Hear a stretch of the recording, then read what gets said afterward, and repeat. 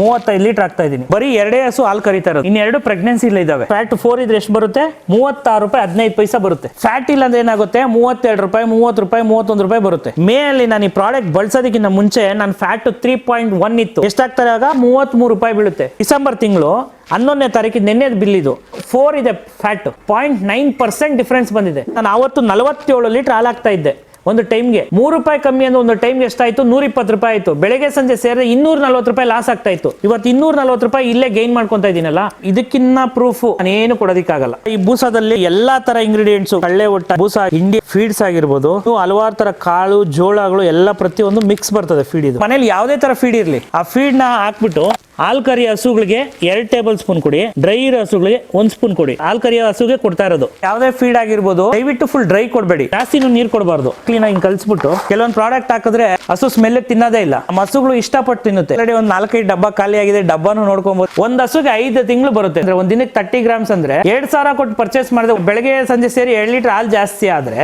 ಒಂದ್ ದಿನಕ್ಕೆ 70 ರೂಪಾಯಿ ಲಾಭ. ನಮ್ಮ ಪ್ರಾಡಕ್ಟ್ ಮೇಲೆ ಹಾಕೋ ಇನ್ವೆಸ್ಟ್ಮೆಂಟ್ ಅವರು ಒಂದು ತಿಂಗಳು 10 ದಿವಸದಲ್ಲಿ ತಗೊಂತಾರೆ. ಪ್ರಾಡಕ್ಟ್ ಬಳಸೋದ್ರಿಂದ ಕೆಚ್ಚಲ್ ಬಾವು ಬರ್ದೇ ಇರೋ ಪ್ರಿವೆನ್ಷನ್ ಮಾಡುತ್ತೆ. ಫಲ ನಿಲ್ಲಲ್ಲ ಅಂದ್ರೆ ಸಮಸ್ಯೆಗಳೇನಿದ್ರೆ ದಯವಿಟ್ಟು ಬಳಸ್ರಿ, ಮತ್ತೆ ಫಲ ನಿಲ್ಲುತ್ತೆ. SNF ಆಗಿರ್ಬೋದು, ಹಾಲ್ ಇಂಪ್ರೂವ್ಮೆಂಟ್ ಆಗಿರ್ಬೋದು, ಪ್ರತಿ ಒಂದು ಚೆನ್ನಾಗಿದೆ. ಜನ ಹೇಳ್ತಾರೆ ಸ್ಮೆಲ್ ತಿನ್ನಲ್ಲ ಅಂತ. ಏನಾದ್ರು ಒಂದ್ ಸ್ವಲ್ಪನಾದ್ರೂ ಬಿಟ್ಟಿದೆ